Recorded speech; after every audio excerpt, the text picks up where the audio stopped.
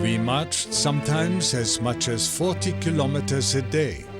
There were no paved roads, and as the weather turned bad, we had mud and snow to deal with. Along the way, we could see signs of the battles Napoleon had fought 120 years earlier. The weather got worse, blizzards and freezing rain. We were still in our summer uniforms, and there were many casualties just from the bitter cold. There was nowhere to get warm. The Russian peasants lived in primitive wood huts, and the only source of heat was a stove in the center of the room.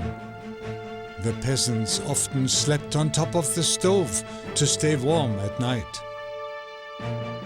Stalin would not speak to anyone for weeks after the invasion. He was in a state of shock. How could Hitler have done this to him at this time? But as the Germans approached Moscow, Stalin refused to allow the government to relocate. He intended to hold Moscow whatever the cost. We were 27 kilometers from the Kremlin. I could have shot a supercharged shell from my cannon and hit it from where I was.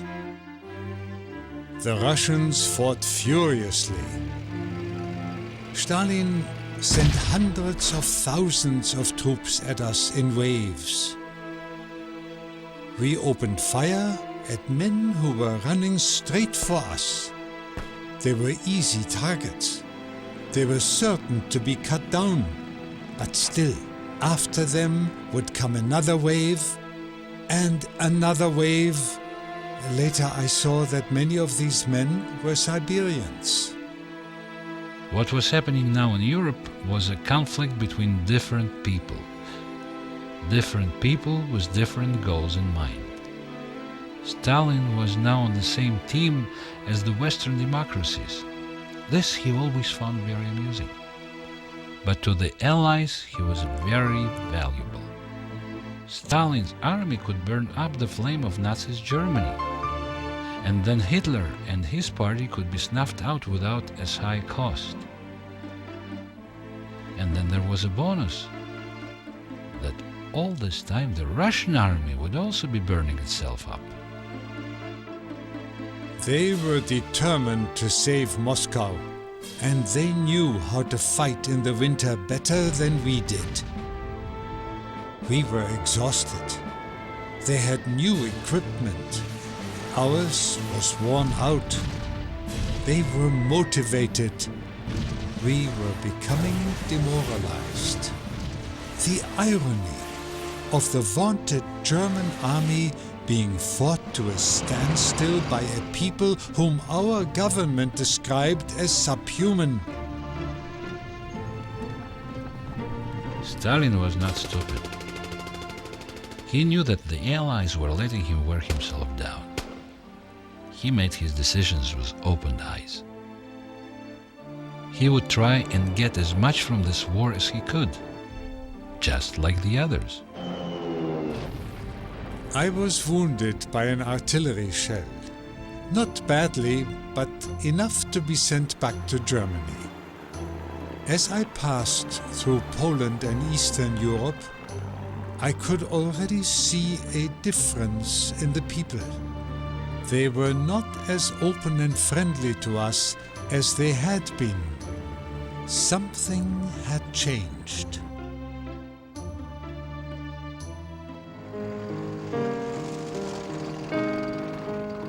The defeat at Moscow pushed back our troops, and we fought desperately to hold our ground.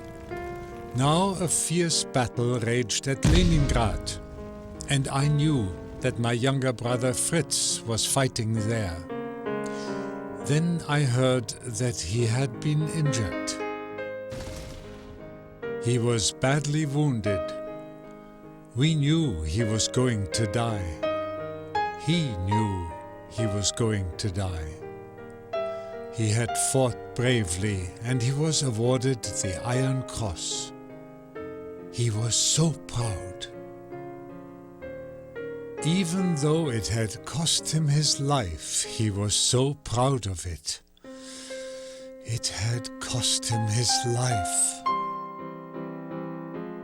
As a boy and young man, I had so often felt the desire to prove, at least once by deeds, that for me national enthusiasm was no empty whim. Hitler's Nazi ideology continually reminded the German youth that there was no greater opportunity of showing their love of the fatherland, of Germany, of the German folk, than to die fighting the enemy that threatened the lifeblood of the Reich, to die holding their ground. General Paulus was the commander of the 6th Army and was fighting desperately in the city of Stalingrad. We had the opportunity to take the city in July of 42, as Paulus's men moved towards the Volga River. 2 weeks later, Hitler ordered the city to be taken. A fierce and costly battle followed that lasted through the winter and into the next year.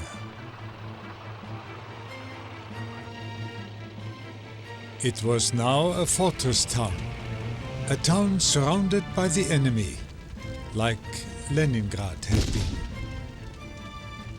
My new orders were to report to Field Marshal von Manstein's Army Group Don and prepare to join the troops in Stalingrad. Von Manstein had been the commander at Leningrad. Things were now different from what they had been at the beginning of the war.